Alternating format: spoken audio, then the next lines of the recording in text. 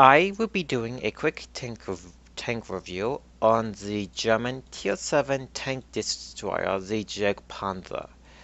This is quite a good TD, as you have the advantages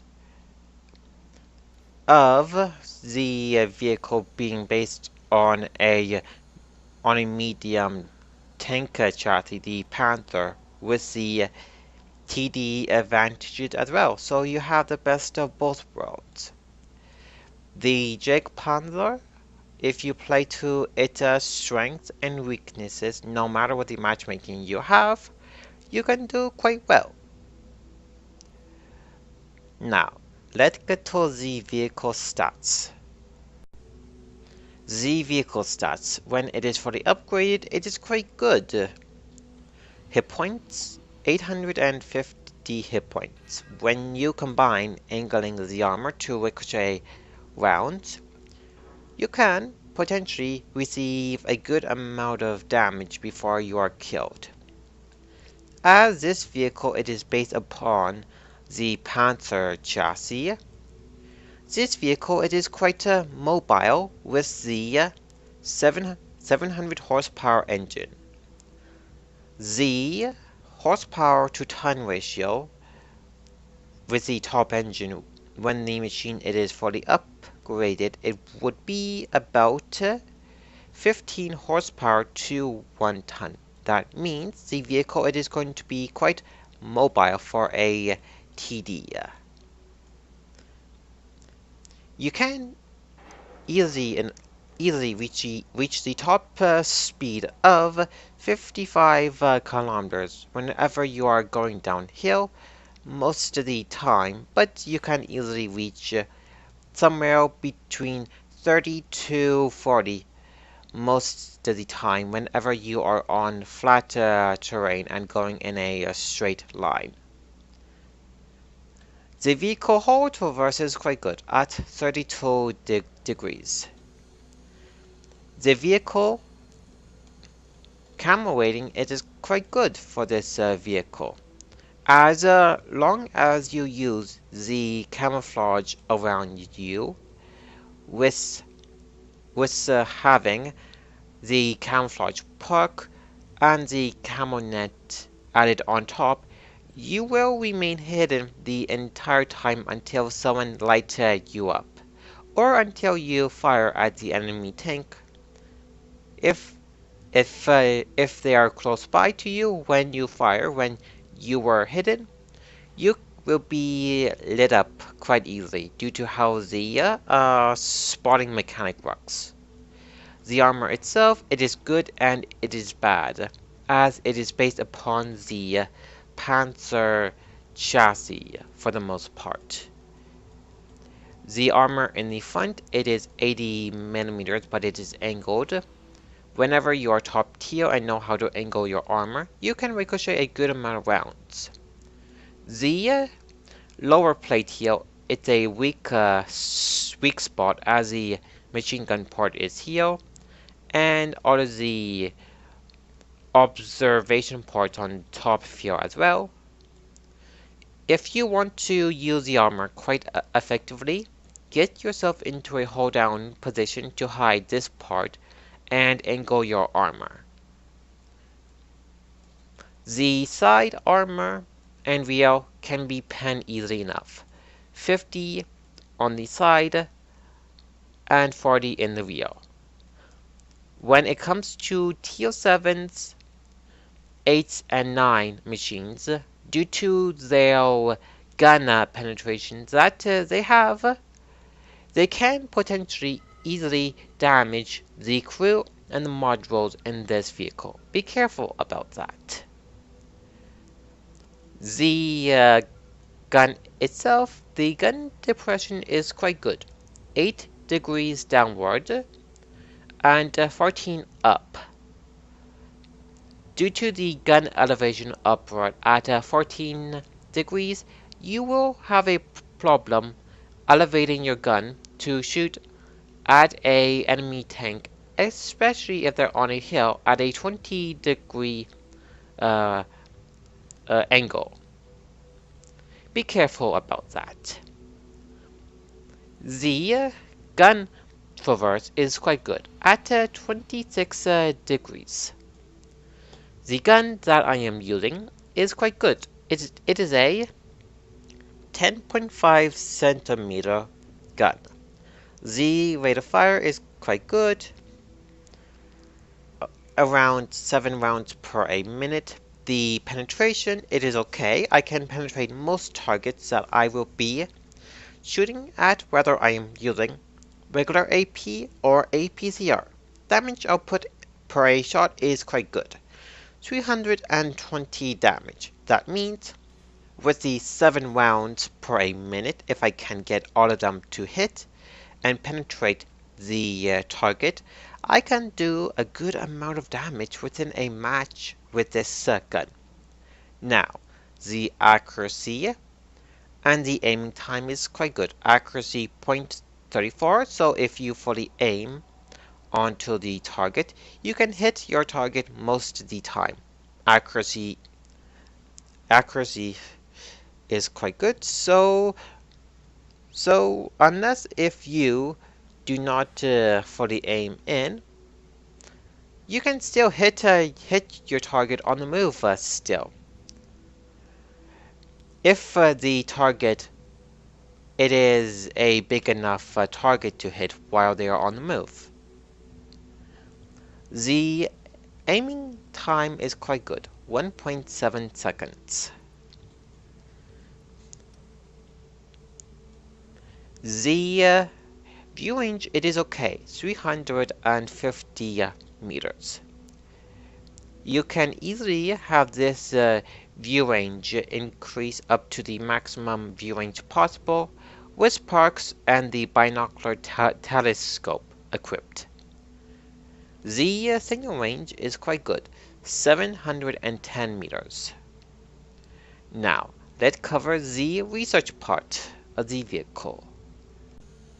The vehicle is an easy tank to grind through, especially if you went down one of the TD lines already and the medium tank line for the German territory.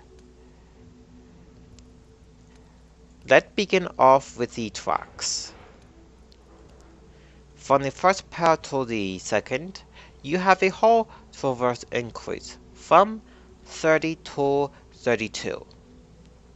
You will be needing the second pair of tracks to mount all of the equipment onto the vehicle. The engines. You can use the first engine throughout the entire grind if you want to. The vehicle will be a mobile TD still, but I would recommend you getting the second engine here.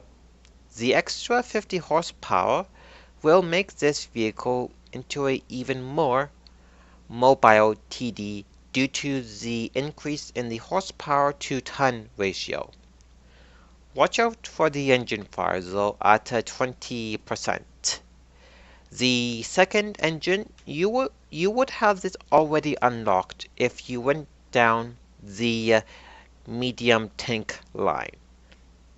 If you unlocked the Panther and had it fully upgraded, then you will have the engine here unlocked already. The FUG-12 radio, you would have had unlocked this on any vehicle that uses this up to this point. The first two guns that you will have unlocked and be used in this machine is the L70 gun here and the L56 gun. Both of these guns are good, but it is up to personal preference. The L70 had the better rate of fire between these two guns. The penetration is quite good on the L70 gun, but unfortunately the average damage per a shot The L56 is better in this area, except the penetration and the rate of fire is not that good. The accuracy and the aiming time, it is about the same, so it is up to personal preference which one you want to go with. A faster rate of fire gun with a good pen, accurate, but does low damage per a shot, or something that is a bit slower rate of fire, less pen, does more damage while have the same aiming time and accuracy.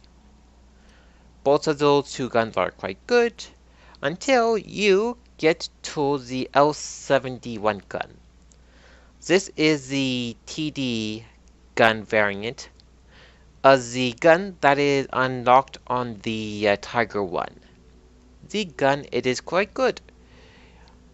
You would have had unlocked this already on the Nashorn. The rate of fire is okay, the penetration, it is quite good, so you can penetrate most of the targets you're going to be shooting at. The damage output, it is quite good. It does more damage than the L56 does. The gun is quite accurate at .32, but the aiming time, it is longer, 2.3 seconds. This is a good gun to use though. But the top gun here, it is optional if you want to use this or not. I would recommend that you unlock and use this gun, as it is a better gun to use. And it's usable on the Ferdinand and the Jagdpanther 2 as well. The rate of fire decreased a bit. The pen, it is roughly the same. The damage output, it's better. It does 320 compared to 240 average damage. The accuracy is roughly the same. The aiming time is better on this gun, 1.7 seconds. So it's up to your personal preference, which gun you want to use when it comes to these two top guns, when it comes to getting the necessary credits and experience points for either the Ferdinand or the jagdpanther 2. Let's cover how are you going to be using this TD, the consumables, the equipment, and the ammo layout.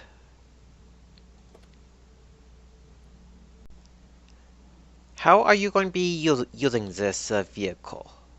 When it comes to matchmaking, you will be getting yourself into a tier 7 to a tier 9 match maximum.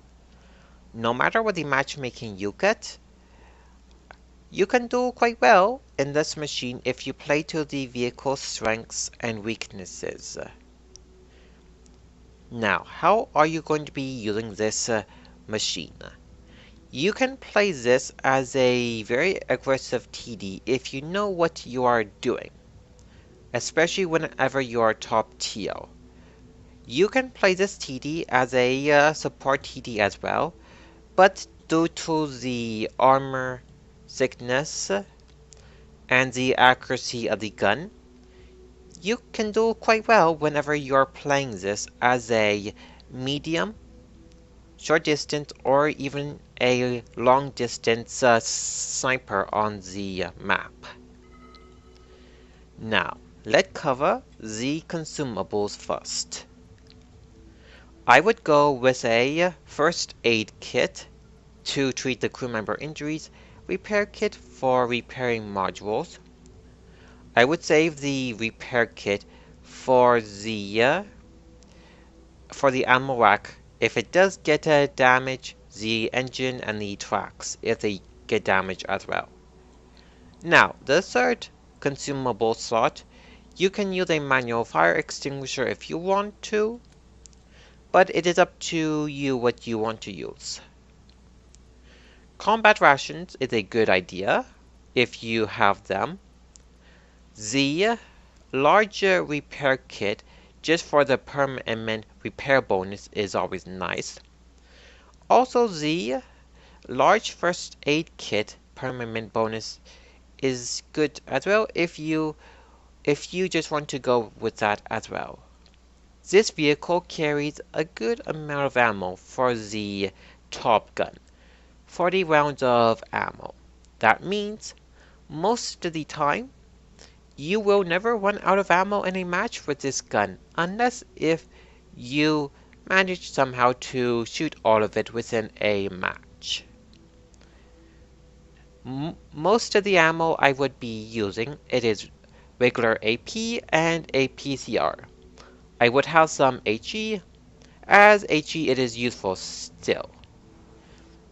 Most of the targets I will be shooting at, I can penetrate them easily enough with regular AP, but I would only save APCR rounds against heavily armored vehicles at Tier 7, 8, and 9 that I have a problem penetrating from the front or the side at times. Especially if they know how to angle their armor. HE, it is just useful to reset cap and to shoot at thinly armored vehicles as well. The equipment that I have set up for the jagdpanther here, I have it optimized to be a medium to a long distance sniper. It is survivable with the setup here to be a short distance sniper as well. The medium caliber tank gun rammer to decrease the loading time. The camo net to increase the camouflage rating.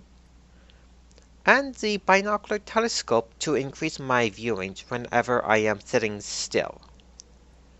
The other pieces of equipment that you may want to use is the enhanced gun length drive to decrease the already very good aiming time for the Top Gun. View range enhancement you can go with coiled optics or binocular telescopes. If you want to have some more protection against ramming, explosion, and to protect your crew member from injuries, the medium spall liner is a good idea as well. Vents is also a good idea, as it gives you a plus 5% to your crew skills and to them as well. I have a replay to show you how well you can do in the jagdpanther if you play to the vehicle's strengths and weaknesses. This replay, I will be showing you how well the jagdpanther can do in a match when it is top tier or when it is not, if you play to the vehicle's strengths and weaknesses. Let's speed this replay up a bit more to get to the front lines.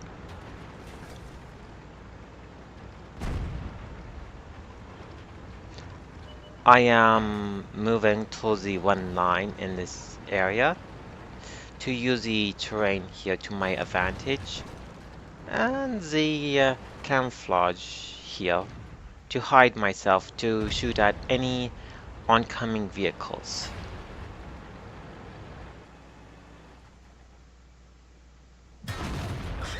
Oh, I was seen there. I advanced forward too far.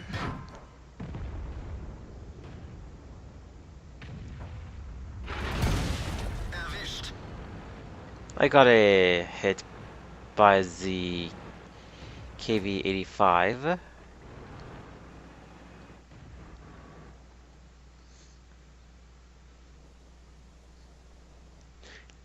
Knowing what is ahead, I wait for people to light targets up for me. I am using my distance and remain hidden from the KV there to my advantage to stay out of his radar.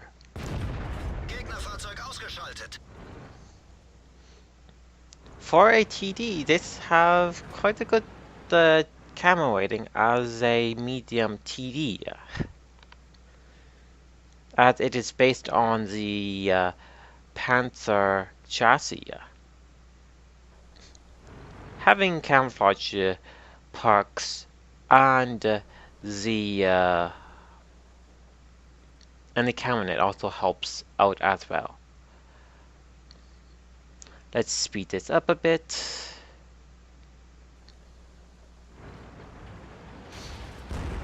When the rest of the team is advancing, I advance with them. I am being cautious as I am sure the rest of their team is somewhere in the HJK area still, as the rest of the vehicles have not been spotted yet.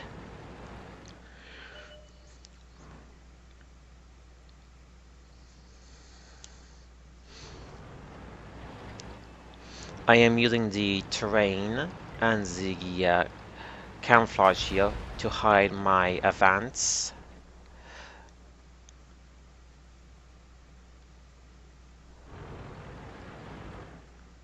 Seeing the IS, I cannot shoot at it, but the M12 there, I can shoot at it while it's on the move.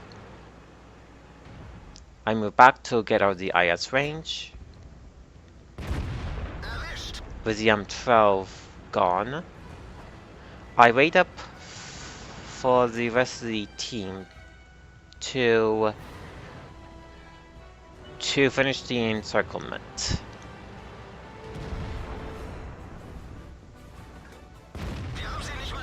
That round didn't go through the IS.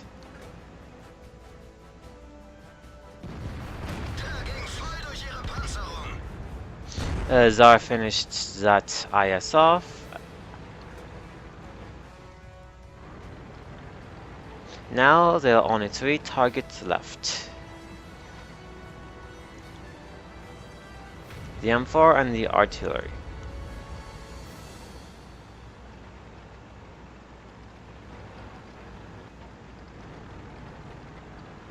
The artillery is in the corner here. This replay, I did quite well. In this match, being top tier, I got myself 3 kills and did about 2,400 damage. That is pretty good to show you what this machine is capable of if you play to the vehicle's strengths and weaknesses whenever you are top tier or not. Let's go back to the garage and do a quick recap. Let's do a brief recap on the vehicle. As a vehicle itself, it is quite good if you play to the vehicle's strengths and weaknesses. The vehicle, it is quite mobile and nimble, so you can switch one front to another if you must in a hurry. Due to the angling in the front, you can ricochet rounds if the round does not overpenetrate the armor value.